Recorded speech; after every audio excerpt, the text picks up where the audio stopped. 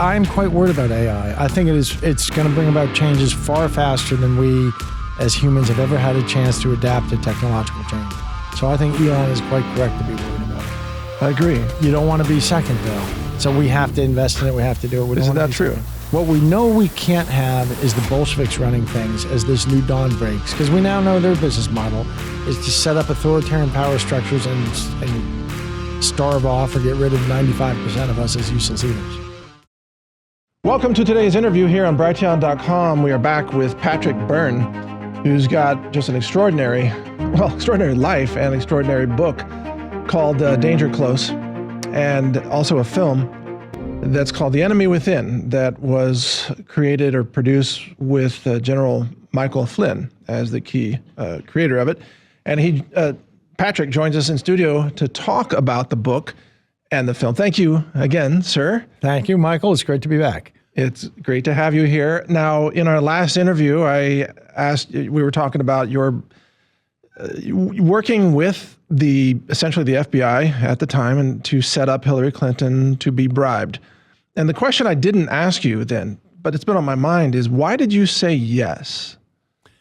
Well, this is where it gets really crazy.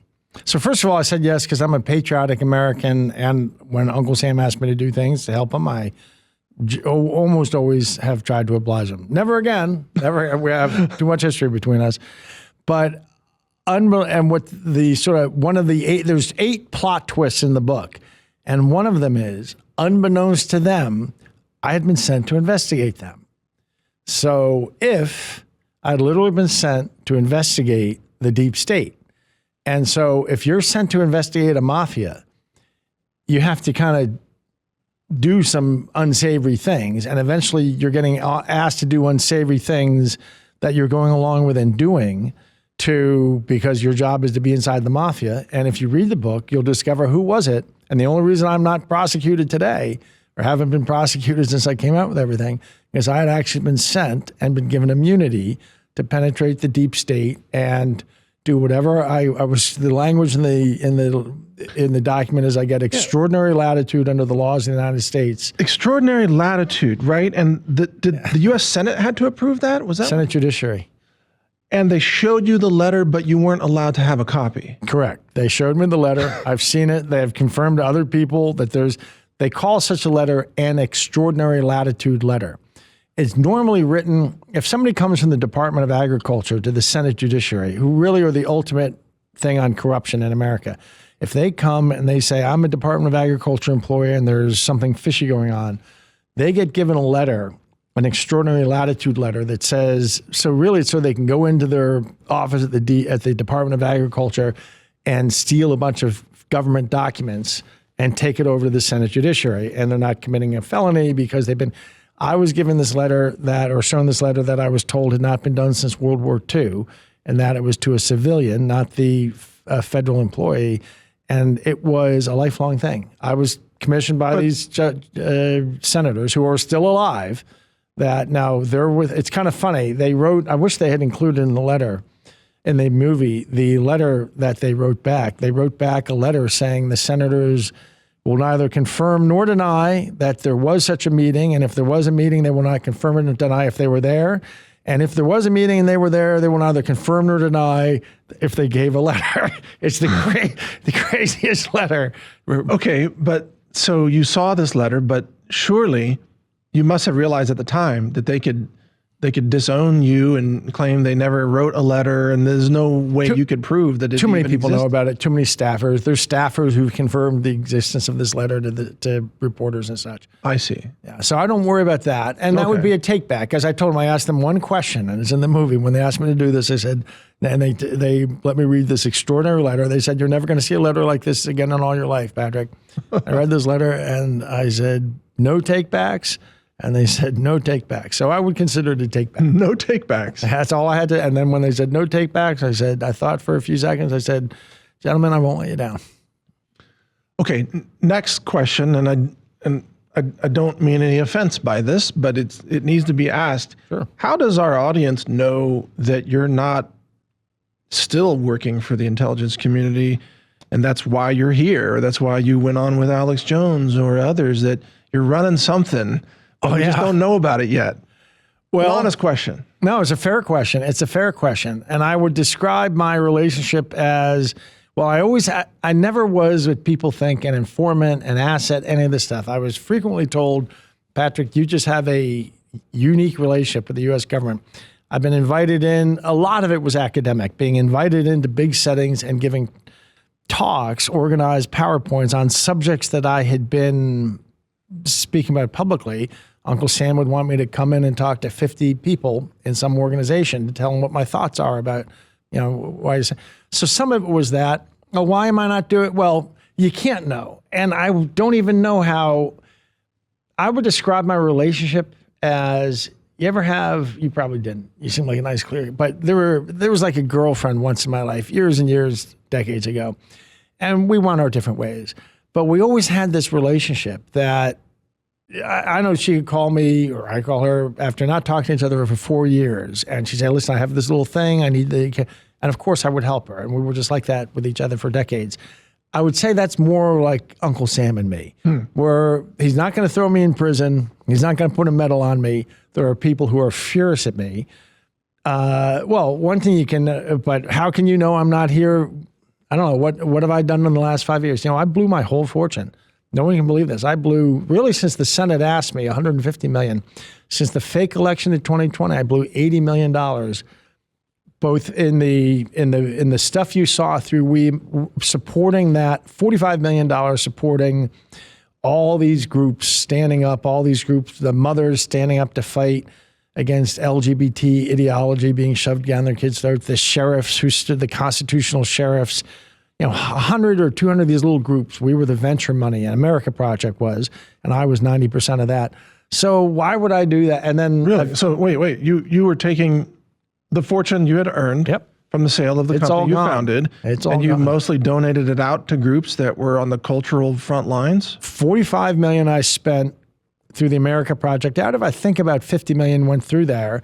And what we did was every little group, and starting in 2020, 2021, that was fighting back, from the election integrity groups, and it's 25 grand to one and 200 to another, and $1 million to the moms for something or other who are going to do this in the election. So it was getting this money out so this movement could stand up very quickly. And that's a full-time job, by the way, just vetting groups, making sure your money's going where you want it to go. Right. And that's a huge job. Yeah. Although this was such an extreme moment in American history, it was pretty easy to tell who was in it because they were in it and who was in it just because they're lazy. I see. Then, so that was 45. Then I did another 25 on Venezuela. What we did that has come out because there's a CIA guy I've been working with the last 3 or 4 years who probably is a little more vocal than he should be. His name's Gary Byrne. But have you seen any of Gary's? He's been coming out leaking stuff. Doesn't ring a bell, but anyway, there was a 3-man effort to penetrate the government of Venezuela and steal its secrets. And it was a former CIA spy, great guy. We got on each other's nerves. We spent months living on top of each other in a Best Western in Aquagana. So we're not friends really, but the country would have died had he not been involved. Another spy who's like a very key Latin American, and myself behind the scenes and paying for everything, but actually being on the front lines. Actually, I probably spent more than, more on the front lines than, I finally left America the last 2.5 years of the Biden administration. I essentially was gone from America. So I did all that. I wouldn't have done all that. I blew my whole fortune. I kept enough that I can live in a nice little retirement. I wouldn't have done that if it weren't for a reason. Well, that's remarkable, and also brings up the question: what do you hope to achieve with your book, the film, these interviews? Time is precious. You could be hanging out, on your ranch somewhere, just having a great walk or whatever, but you're here instead. You're working. What are you working toward? The U.S. almost did not make its 250th anniversary, which is coming up next summer. We almost did not make it to it. And if we had not acted, I think all of us collectively in this family that we're all sort of in the last 5 years, we would not have made it. I don't think we were even supposed to make it to the 2024 election. So I'm trying to derail that, and we're not out of the woods. And I'm just sticking around long enough until I can derail that. And then I hate politics. I hate politics. I don't like the people I meet in politics. I don't like anything about politics. I'm just here long enough until I'm sure it's derailed. And I thought Trump would come in, frankly. To be honest, I thought President Trump would come in and this would be all over in a month. I had no idea that he thought he was going to still play in these nice roles. He should take the 3,000 positions he needs to fill in the federal government and fill them all with retired military who understand the Constitution and start there. So from what you're saying, it sounds like, if I could paraphrase, this term of Trump is the most important pivotal term in the history of our nation, as far as we know. Or maybe you could argue, the Civil War era might be close or greater. But if Trump doesn't do this correctly, we could still lose our nation, is what it sounds like you're saying. Well, we'll be at war because now we know what we're up against. Now we know. They thought they had all the power from 2020 forward, and they took off their mask. Now they know what their plans are. First, they hate whites. Remember that all this stuff came out about eliminating whiteness, we got to abolish whiteness. All of that came out. They hate whites. They were using all the language of genocide. It's coming. They hate Christians, and I'm not any big Bible thumper. I was raised Catholic, and I sort of walked away from all that when I was about 16. I think that they hate Christians. That became clear over the last, look at what happened during COVID in California. You could go to a massage parlor, you could go to a bar, you could go to a tattoo shop, you could go to a cat house probably in LA or San Francisco. You still could, but you couldn't go to a Catholic, to a Christian church. Right. So Christians, they reached out to me, frankly, after 2020 and asked me to do this. They were the 75 million people who understood what was happening in this country. What's going to happen is I think that I was the one, actually, the FBI told me in early 2022, they knew that the only reason we didn't get violent, they said, was because of me. I'd been out there preaching, keeping it peaceful. And they told me, Patrick, they had the enemies that had a plan for everything you were going to do, every way you could have responded, except that you guys were going to keep it peaceful. These were some good people, and the patriots within the FBI say they had no plan for what to do if you kept it peaceful. They never thought it was going to happen. But next time, it's not going to happen. Next time, and it shouldn't happen. We're prepared this time. People should be prepared. We should never let a Bolshevik coup can be completed in our country, no matter what has to be done. But Democrats right now today are talking as if they want to launch an uprising, another kind of Marxist revolution. We just saw the election of Mamdani in New York City, and a lot of that seems to be, a backlash against the establishment. And we just saw also, notably, again, this is going to get political, but we just saw Eric Adams, the mayor of New York City, on a video in Israel saying that as mayor of New York City, I served Israel. And that quote got a lot of strange reactions. But we have the left-wing revolt potential, and then we have kind of what some people are describing as a civil war inside the conservative movement right now. You see that with, Marjorie Taylor Greene, Thomas Massie, Rand Paul, all being criticized by President Trump. How does the GOP get on the same page and defeat the Bolshevik effort here moving forward, given the current situation? That is what's most important. But we're never going to, we don't need a party where everybody is in lockstep, NPCs like the Democrats. There's for healthy debate. Trump does have a way of using judo to get himself out of different, they were coming at him on this Epstein stuff. So now he has said, I guess, I don't know why he flipped, but he said, fine, go ahead, release it. And now there's already stuff about Hakeem Jeffries. Oh, yeah. Did you see that? No, I haven't seen it yet. He was in touch with Epstein. There's another woman, I think she's a Florida Democratic congresswoman, who turns out was asking for money. They were much closer to Epstein than Trump was. Yeah. Yeah, no, I never thought Trump was a purveyor of Epstein's trafficking or any of that stuff. That just never made sense to me. But his handling of it was infuriating. It's like, why can't you just release it? Especially if there's a lot of Democrats that are named in the files. So what if he was using that material to himself blackmail our opponents now? Well, good point, but couldn't he just say that? Saying, No. I can't release it because we're going to prosecute people that are named in it. I don't know. I have some weird, I'm closer to the Epstein stuff so I've kind of stayed out of this hole. But he tried, I actually just told this story on Alex Jones. He tried very hard in the month or two before he got arrested in 2019 to get me to come to his island. He sent people to. Oh, Epstein did? Epstein did. Oh, my. And I knew that was because I had a bunch of secrets, and there were people who didn't want me to tell the secrets. They were trying to compromise me so they could blackmail me. So I did not go. You knew that, yeah. Oh, yeah, I knew. I thought about going. I thought it ethically the right thing to do. You're a Christian? Yes. You tell me if this was the right ethical analysis. The right ethical analysis, I thought, would be to accept the invitation and go out and find a way to murder Jeffrey Epstein. But I heard that the CIA would be really angry if I did that. But anyway, but I know what that was about. It's not quite, I think, what people are imagining it was about, but he was not supposed to be going underage. That was on his own, but he was. Oh, really? He was working for somebody, but he was not supposed to be going underage. Yeah, and after 2007, tell me if I could be incorrect. I think the evidence is after 2007 he did not go back underage, but I don't know. I don't know. I don't know all the details. But I did want to ask you then, what was the point of Pam Bondi rolling out the binders with all the influencers and saying the Epstein files, and then she was saying the files are on my desk and all of this, and then it all got swept under the rug after that? Did you see not long ago somebody put a picture up of Pam Bondi's desk, and I think it was somebody who had access in the DOJ and took the real picture or something.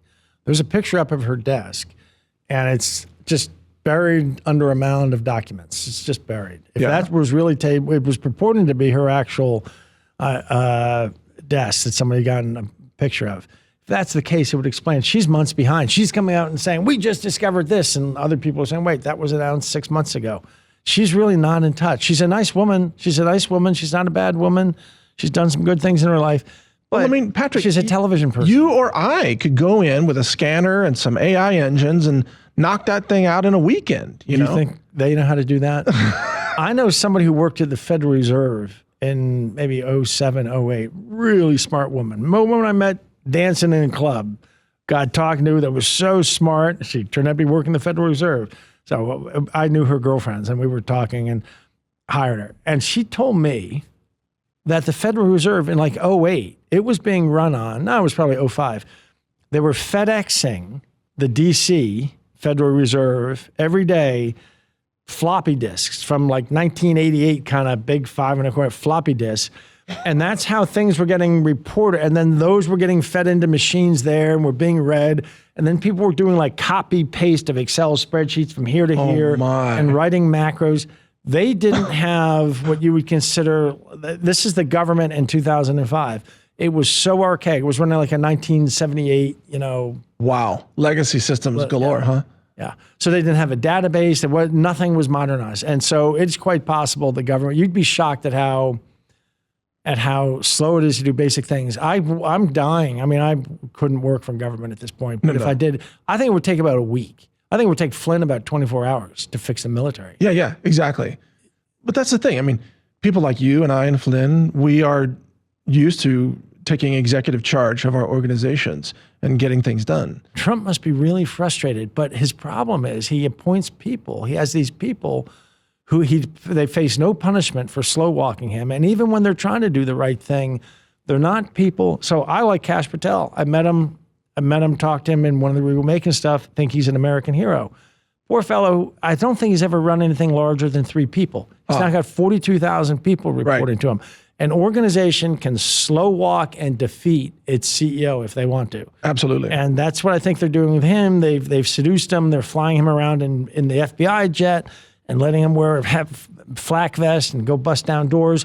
And he's been seduced by all that stuff. But more importantly, he has no idea how to do quick change in a 42,000 person organization. That's a really good point. So that leads me to another topic I want to ask you about. You're a high IQ individual, pioneering in many areas of technology, including crypto, with your former company. Innovated a lot of things in that space. What do you make of the rollout of AI tech right now, which is machine cognition that's becoming increasingly capable and very low cost? The trend for cost reduction is remarkable, like 40x per year reduction in cognitive costs. What do you think this is going to do to our civilization? I think it's at risk of being extraordinarily dangerous.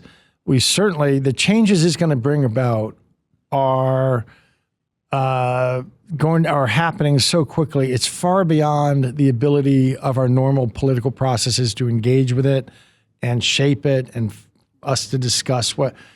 So, for example, I don't think jobs as we know them are going to exist over the next 10 years. I feel so bad for youngsters I see getting out of college. I remember, and I'm sure it was the same for you, senior year in college, you go over to the student hall and there's all these companies lining up for interviews. You sign up for 4 or 5, you get 4 or 5 job offers. Everybody, it was the simplest thing in the world. Now kids get out of college or high school and they work for years for no money, praying for it. It's so tough. And so many jobs are going to be eliminated that I think people should be rethinking their life plans around that fact. People get out with a graphic arts degree. I kind of wish I were still running Overstock because you could AI 95% of the jobs and do better. That's true. Yeah, we've incorporated AI augmentation in all our jobs. We haven't fired any people, but we've trained them all on AI. So almost all the research for our articles is, of course, AI conducted. AI does all the editing. AI does the citations, everything. We've been able to increase productivity by 10x. Yeah. But my question for you about the economy, though, see, during the Trump administration here, and he's got 3 years or more, more than 3 years remaining, right? So one hopes this ramp up of AI is going to hit right smack during his administration with pretty extraordinary economic consequences in terms of job replacements. We've already seen announcements from Amazon, some letters leaked that said they're going to replace ultimately 600,000 jobs with automation. That's robots, not just the agents on the software side. But we've also seen massive layoffs in companies like UPS, 48,000 this year, et cetera. And most of these companies are saying we're replacing people with AI because the investors like to hear that also. And then the stock goes up because they're like, oh, they're more efficient now, right? But what do you think this means for Trump in terms of the loss of human jobs? And GDP will fall because of the increased efficiency of machine cognition, producing more output for less, pay, so to speak. I'm not sure GDP falls. Well, I don't mean in the aggregate, but okay, but maybe it's going to be. Well, I think it's going to create a headwind for him that makes it harder for standard economic reporting to look good as more and more jobs get wiped out. There's a solution, and Milton Friedman laid it out in 1965, and it seems especially apt today. The solution to everything is you do 2 things together, and one of them is anathema to the right, and one of them is anathema to the left. But you do the 2 of them together, and something magic happens. You do a flat tax coupled to a UBI. And our current financial system is going to Chernobyl. Our current dollar, everything's going to Chernobyl. What they should be doing is designing this for the new world. A flat tax with a UBI. And the magic of that is you can reduce 68,000 pages of tax code and this huge labyrinthian social safety net you can largely reduce it to 2 numbers. Everyone gets $20,000 of UBI, and we're going to tax you at 20%. Capital gains, income, corporate income, or whatever. 2 very simple numbers let you together dial in any degree of progressivity you want, and you can reduce. We lose 2% of GDP just preparing our taxes. It's a $400 billion industry. So you can actually free up. But anyway, and then that's the right thing to have done anyway. And we ought to get that in place and introduce a second currency. So we run like Europe did when there was the EU and the French franc, for example, and everything was priced for a year or 2 in both currencies if you were in France. Something like that will come. And the new currency is designed on a sustainable platform, which is that your social safety net and your income taxes are a flat tax with a UBI. And you have to do, there was all this argument for it earlier. Now you have to do it because the benefits that are going to be brought about by AI and automation are so enormous for the labor market. There's no possible way we can contain with normal new rules. You have to share the benefits. And the only way to do that is to have an UBI. You don't want you don't want the current social safety net where you have government bureaucrats sort of trying to fine tune favored groups to get what they want. You want a nice flat UBI and a nice flat tax. The rise of AI threatens to destroy the middle class and to increase the chasm between the wealthy and the poor, to concentrate all financial resources in the hands of very few individuals. Flat tax, I think, would be welcome, but I would even argue, why do we need any federal income tax at the personal level? Because they're going to print money anyway, right? Yeah, well, if they believe in this modern monetary theory, that's my answer when I talk to the lefty believers of MMT. If you believe this stuff, why do we have any tax? Exactly. But at the same time, then, if you're going to offer a UBI that's meaningful, and I've also heard it described as a universal high income, where you give people enough that they never have to work, they can pay rent, buy food, etc. And I've also heard some maximalists from the AI space argue that robots and AI agents will produce so much abundance that the government will be able to give everybody a universal high income. But then my question is, why does the government need anybody around at all? If you're just costing the government revenue and you're not paying taxes effectively because you're not working and contributing to GDP.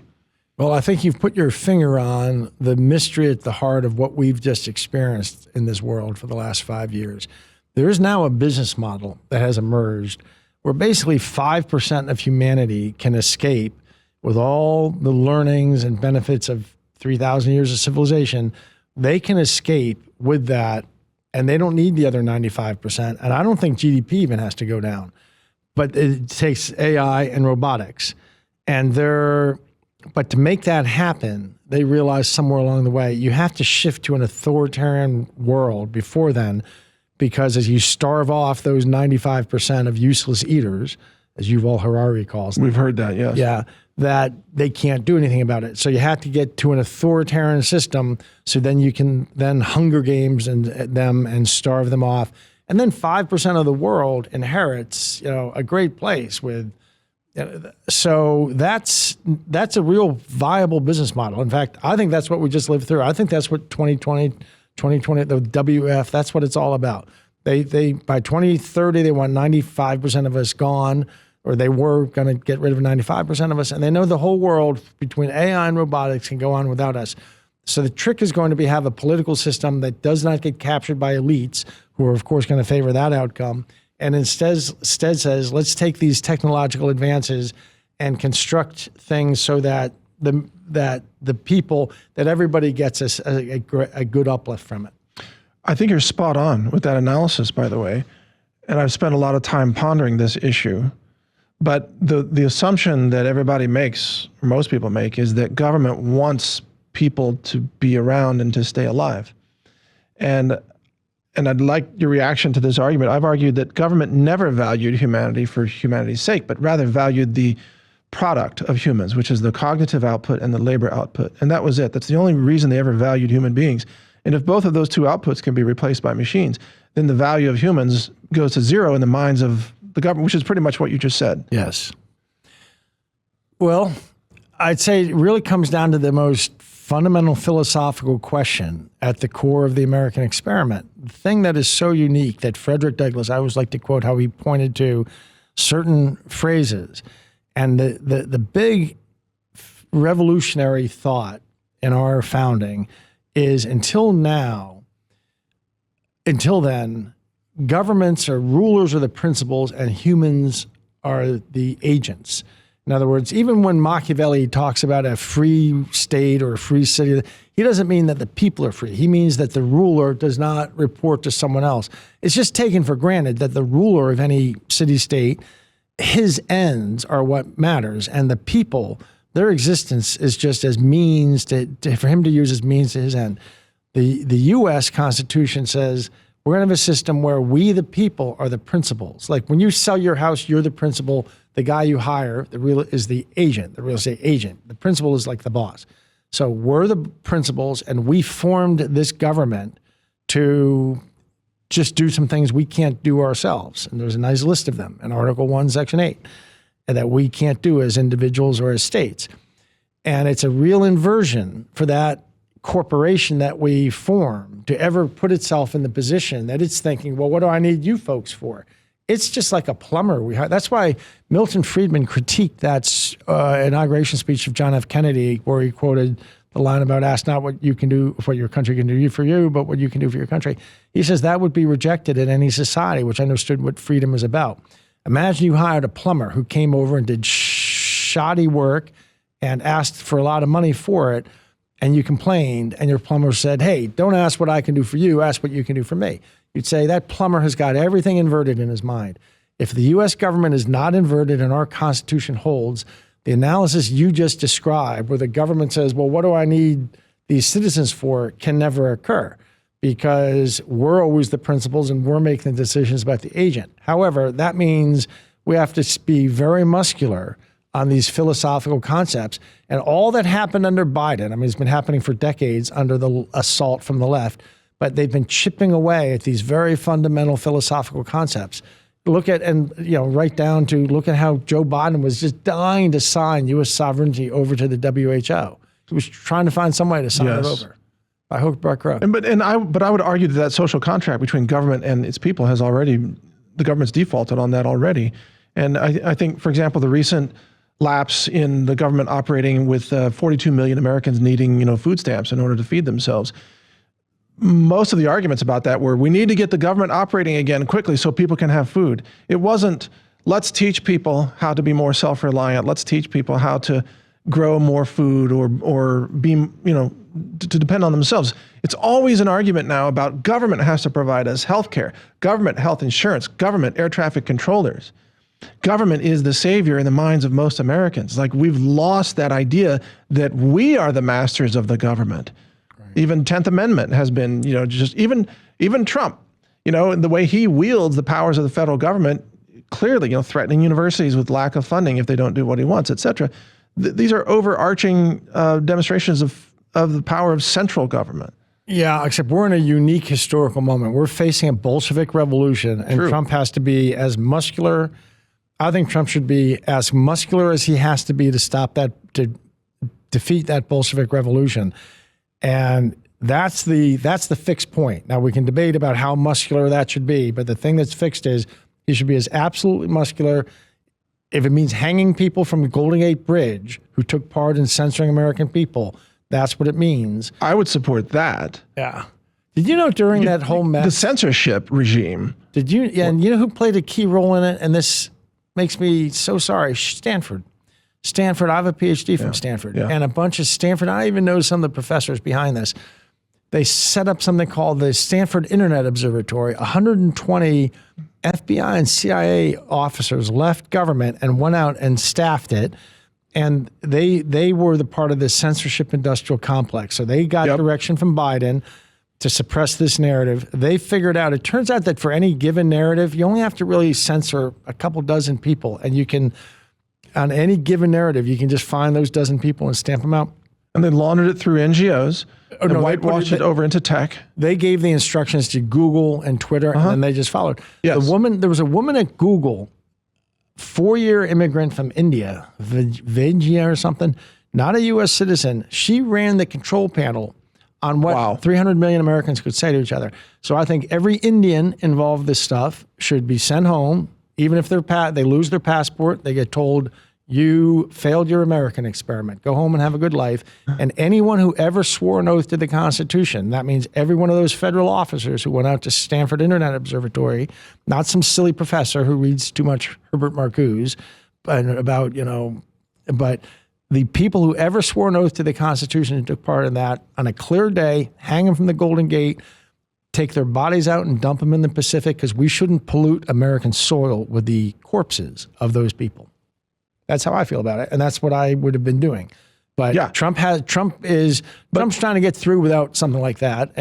But for anybody who swore an oath to the Constitution at any point in their lives, and then who took part in this misinformation, disinformation theory that emerged. We're going to censor people. Anybody who took part in the medical malfeasance that happened, all the people at the top of that, they should all be.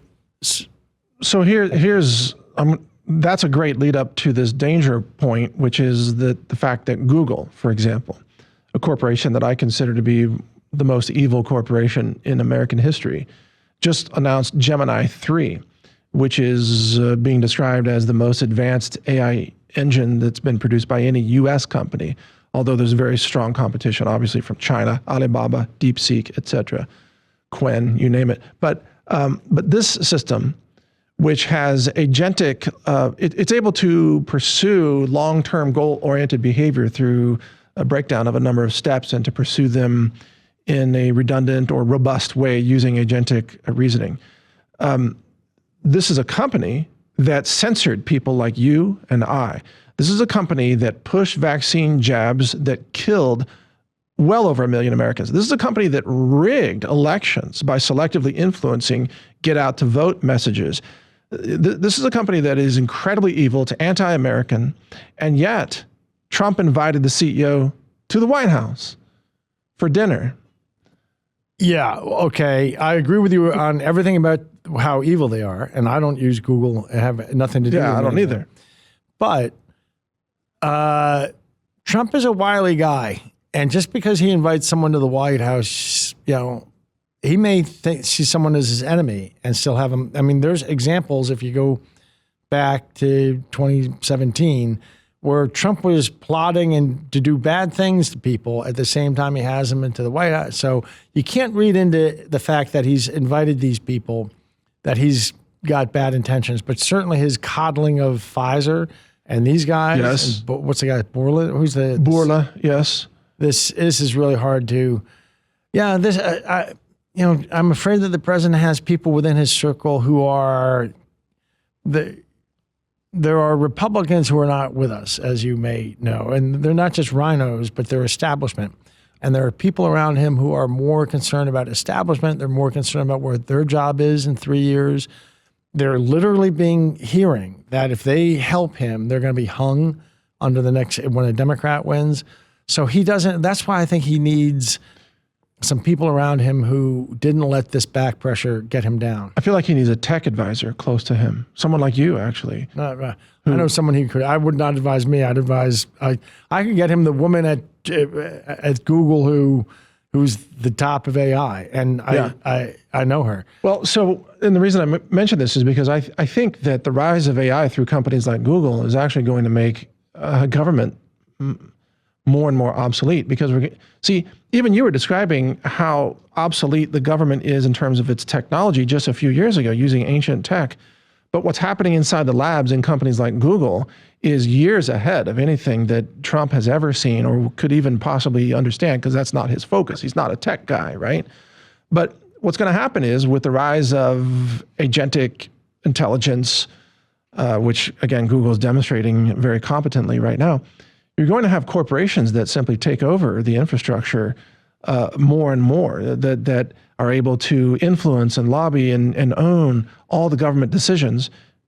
I'm sorry, go ahead. No, I'm listening to you. Well, I feel like we're moving into a corporatocracy rather than an authoritarian, quote, democracy, constitutional republic. But the corporatocracy is going to be even more powerful because of the concentration of power due to AI. Could be. I don't know who his science advisor is. I'm quite worried about AI. I think it's going to bring about changes far faster than we as humans have ever had a chance to adapt to technological change. So I think Elon is quite correct to be worried about it. I agree. And, it's one of these things where you don't want to be second, though. So we have to invest in it. We have to do it. Isn't that true? Second. It could make life so much better. Life, Trump may be John the Baptist. Maybe there's someone else who's going to come and lead us to, there's a whole new age.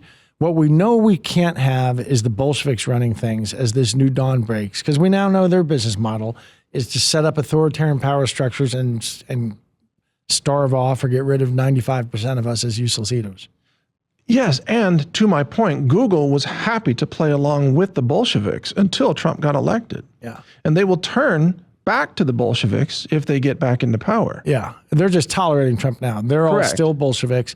They're terrible people. I used to really like them. I had great relations with engineers at Google. Oh, Google. Yeah. I did a lot. I was their biggest, Overstock was their 8th biggest customer. I spent hundreds of millions of dollars with Google. I had a great relationship with the engineers.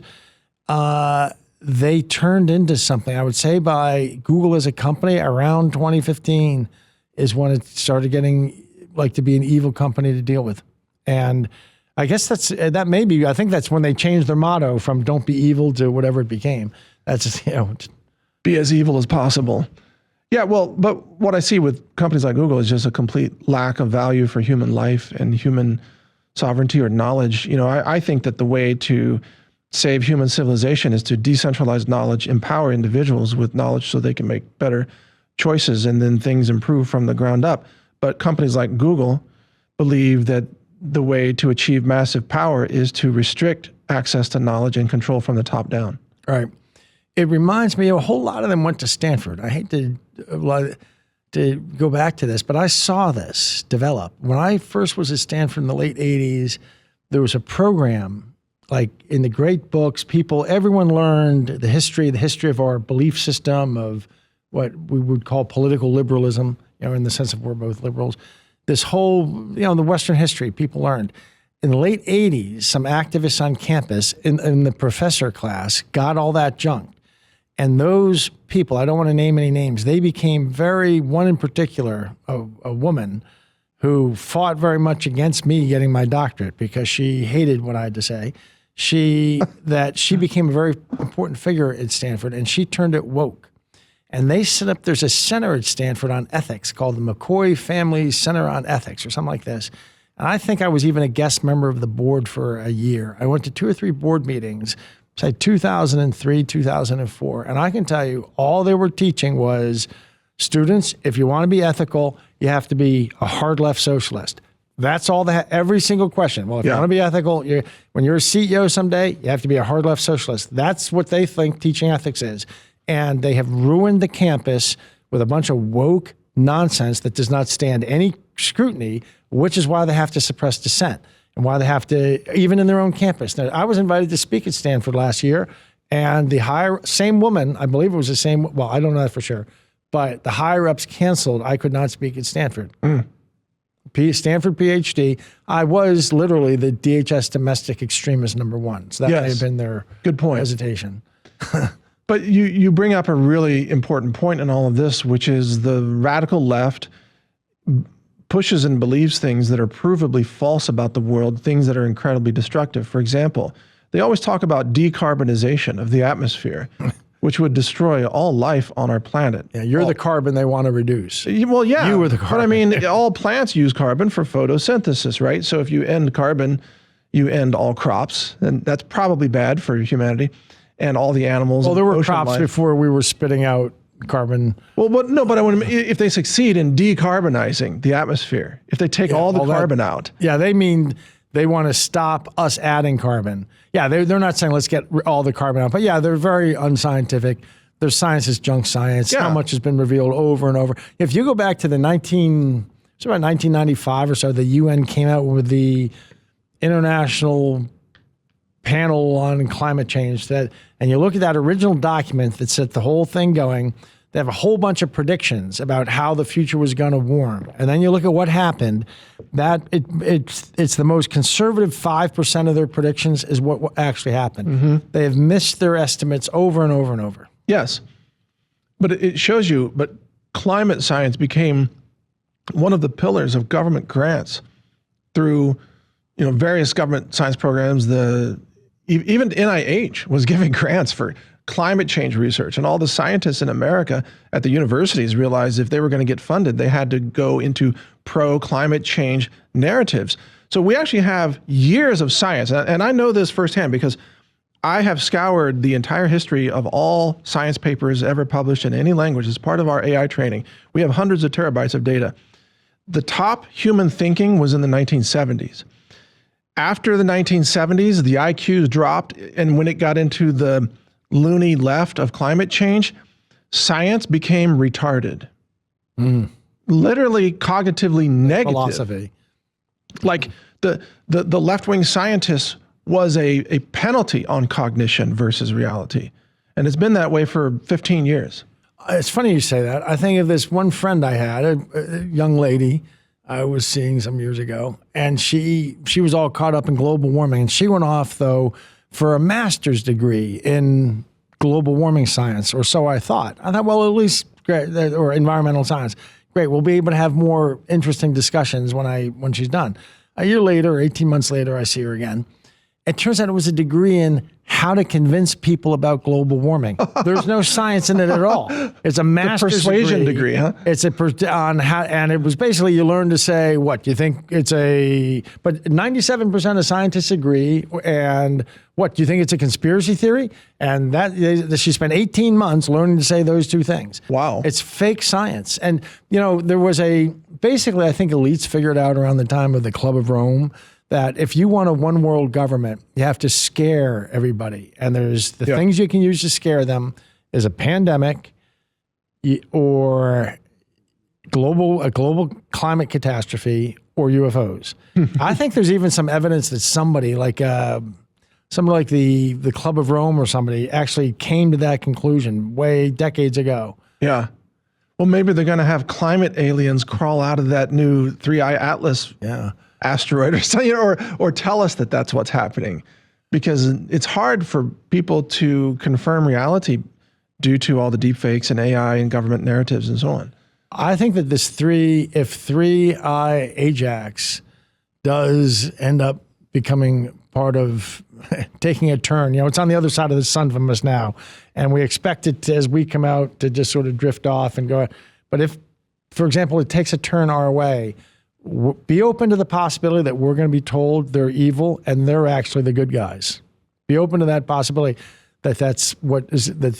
Hopefully we get on January, we emerge from the other side of the sun and we see it just cross, go on its way. But it is pretty crazy. The thing, there's so many strange things about this comet. There are very strange things happening. In the interest of time, also, I just want to mention your book, and I'd like you to tell our audience, what is the most surprising thing, or you could tease it, that they're going to find in your book, Danger Close, which is out now. And I took the whole transcript of your book, and I put it into my AI engine, and I told it to find the 20 most intriguing things. And it's quite a list, let me tell you. And then I read. It must have gone to the rape and murder. Did you get to the rape and murder? Well, it actually, that was not at the top of it. It's like the Hunter Biden laptop and many other things here, and Butina and the relationship and things like that. But what can people find out about you and America through your book? You can find out that what you're living through, if my story is true, is the facts you will see that what we're living through is a scheme started by John Brennan, Barack Obama. I think James Comey is a flunky who went along that to hijack the United States of America. There are people who believe our constitutional system has run its course, and that we need some strong, muscular government that we're in a post-constitutional era. Mike Pompeo has come out and said not a single person on the 7th floor of the CIA believes in the Constitution. I would probably limp him with that. Does he believe in the Constitution? No, he's a bad guy. But there is among our educated elite this they almost pay lip service. Guys, you should see how bad law professors are, how they give lip service to the Constitution, but they basically, their attitudes, we're much smarter than that now. We moderns are so much smarter. We've really figured out how to do things. So this is just this historical relic, is more or less how they treat it. Right. And we're in real danger of losing everything. But if we make it through the next couple of years, and especially the 28 election, I think we have a rebirth for the next 250 years. And what we just experienced was the great vaccination against tyranny, socialist tyranny. That what we experienced in the last 5 years will go down in American history as an underhanded attempt for tyranny to overthrow the United States. But it may end up being a vaccine for us, a good vaccine.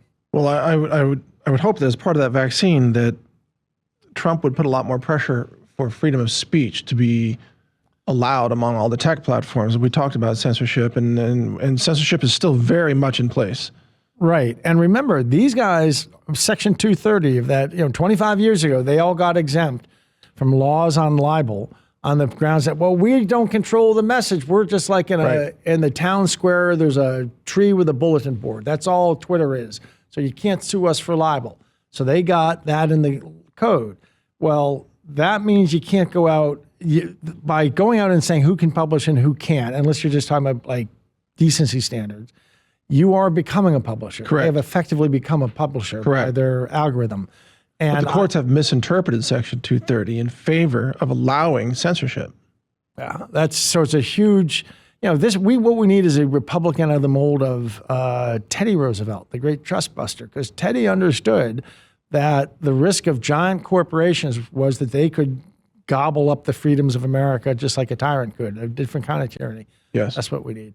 I think Trump's there. I think he's moving slower. Sometimes I get so frustrated that but the people he relies on, because I feel like I could do some of these things in about 8 days. I know the feeling. But I think he's actually there, and I think he thinks exactly like us. I think he really does. Well, I hope so. I mean, I've been critical of Trump on certain areas, but I always say that I hope he succeeds. I want Trump to succeed because I want America to succeed. I don't want to live under a socialist hellhole. He's got people pulling him in different directions. Yeah. Who knows what? He has pressures that people put on him. But I think intellectually he's with us and fighting as hard as he can. That's good to hear. Last question, the film. The Enemy Within. The Enemy Within. Michael Flynn. Tell our audience about the film and where they can find it. It's some of the more important stories out of the book that Mike has been talking about. You can turn into a movie. General Flynn made it into the movie. It's the key points about that involving Barack Obama and John Brennan and Comey and what I did for them. And it documents my story, by the way, if I'm lying, they could prove it in 24 hours. They can also, they know that.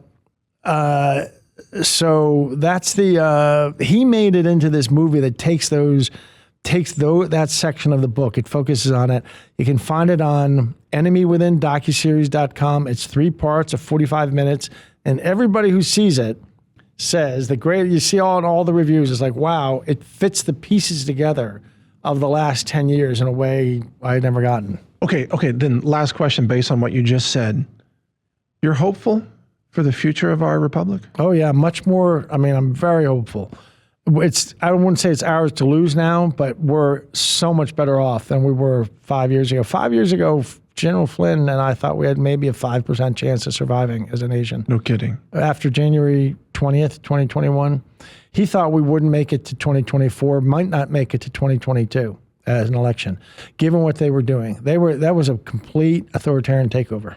And they were hoping that we would get violent. And again, some senior and 06 level person at the FBI told me in early 2022, the only reason they did not win yet is because you guys kept it peaceful. They had no expectation you were going to keep it peaceful. So that was a good move on the part of your viewers, because I know that we were always out pounding on that. We're calling for peace. But if it happens, be prepared. And I don't want to say I rescind that advice. I want to keep everything as peaceful as possible, but we cannot lose this republic and any more Bolshevism. And that's when these judges do this crazy stuff that we're seeing, I mean, that's people have no allegiance to the Constitution. Yeah, clearly. All right, well, I'm glad you have a positive outlook on our republic, and there are times where I share that, and other times I'm not so sure because of, like currency collapse or what's happening internationally or the threat of war, nuclear war, things like that. Do you want to comment on any of that? Well, we've never been closer to nuclear war in history. The Ukrainian war is the most undeserved war of my lifetime. I can think of off the top of my head. It's the most avoidable war. We should not start World War III over our right to pull Ukraine into NATO. Ukraine should be a neutral, independent company. NATO started this war. NATO started this war effectively, and we should be happy to get peace on any terms. That if we can get Trump if we can get Putin to just be happy with the 20% he already took and not take the whole 80. He wants 85%. Which is the Russian Orthodox, the Orthodox. He doesn't care about the Polish part, which is he wants Odessa. He wants Odessa. Clearly. Yeah. And Kiev, which is the birthplace of the Russian Orthodox Church. So, but I think he would have been happy. I mean, he would have not done the war if we had just agreed on neutrality. Yeah. So we got to get out of that. We're not going to win that. We're not going to go to World War III over it. Declare victory and quit the field. Agreed. Yeah, that makes perfect sense. But he's got to do Venezuela. Venezuela is a cancer on this hemisphere. And they committed not just an act of war against the U.S., they overthrew the U.S., they conquered the U.S. Why doesn't he just tell us that, and instead of making up the story about the drugs? This is like, I think the American people would understand the story that you've told us. If he came out and did that, the New York Times would be saying, Donald Trump has been seduced by a bunch of crazy, wacky, disproven conspiracy theories. I think he ought to have a press conference. Who cares what the New York Times says? I agree. Does anyone read that anymore? I think I'd have a press conference and march out about 5 people I know with Venezuelan passports. Exactly. Who are sitting somewhere, maybe not even so far from us, right here in Austin, Texas. And march them out, and they can sit and tell their story, and there won't be a disbeliever. Yeah. They can prove it. I've seen them demonstrate this stuff. They can prove how it all works. Well, I think Trump would get a lot of support, a lot of leeway from the American people if they simply knew what he was up against and what he was doing. And I think people don't like to be kept in the dark. They don't like to be told fairy tales about what's happening when there's actually something much deeper taking place. But then again, maybe, you and I, we're the more sophisticated, we have more knowledge than a typical just mainstream consumer who isn't tuned into any of this stuff. So maybe they need simpler stories. I don't know. The truth, what I learned from Flynn is the truth is the best weapon. Yeah. Truth is a wonderful weapon. I agree. So it's more powerful than army divisions, the truth. Yeah. Well, thank you, Patrick. It's an honor to have you here. Thank you, Michael. And congratulations on your great success with Brigade. Well, thank you so much. We're certainly working hard for all the right reasons. And look, we're operating in good faith for America as well. We love America, and I want it to succeed. And we appreciate you and everything that you've done. You've contributed enormously to our freedom. So thank you so much. Thank you, sir. All right, folks, there you go. Patrick Byrne. Be sure to check out his book, Danger Close, and then the film, which is called The Enemy Within, and that's is the word "the" in the domain name? No, it's just Enemy Within docuseries. Enemy Within docuseries. Okay, we'll put it on the screen for everybody. But folks, be sure to check out that film created by Michael Flynn also. And thank you for watching, and feel free to repost this interview on other channels and platforms. And if you want to get a strike on YouTube, just post it on YouTube. They'll give you that strike in no time. But thank you for watching today. God bless America. Take care. Take care. We've got turmeric root powder back in stock at healthrangerstore.com. And the reason you want to get turmeric root powder from us is because, of course, turmeric is very frequently contaminated with lead. But we do all of our own testing. We've got an ISO accredited laboratory with multiple mass spec instruments, and we test for lead and mercury, arsenic, and cadmium as well, plus glyphosate. And for some of our products, we test for atrazine. For everything, including turmeric, we test for E. coli, salmonella. We test for yeast and mold, total plate count, and listeria, and many other things. So we test in-house to make sure that you get the cleanest foods and superfoods, nutritional supplements, and personal care products imaginable. And that's why people love us, and thank you for all your support. But go to our website. Here it is, healthrangerstore.com. And right here, you can just search for turmeric. Or you can shop any of the other categories that we have and some of our sales and so on. But here's our turmeric root powder. It's back in stock right now. This is something that's very difficult for us to keep in stock. And of course, it's organic and it's lab tested on top of that. But we also have, and I'm showing it on my desk, we also have the turmeric tinctures available. We have our regular tincture and then our plus version, which has black pepper and ginger in it as well. And these products are incredibly popular. They're very delicious. People love them. And also they are lab tested like our turmeric powder.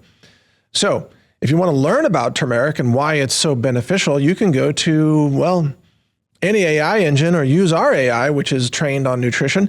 That's at brighteon.ai. And you can ask it, hey, how can I use turmeric? Give me some recipe ideas, or what nutrients are found in turmeric and how might those benefit my health or support my natural health? You can ask it questions like that, and you'll get very good informative answers. So use our store, healthrangerstore.com, to acquire these products that give you outstanding nutrition and use our AI engines at Brighteon.ai to learn about how they benefit you and how you can use them. So thank you for your support. I'm Mike Adams, the Health Ranger. Take care.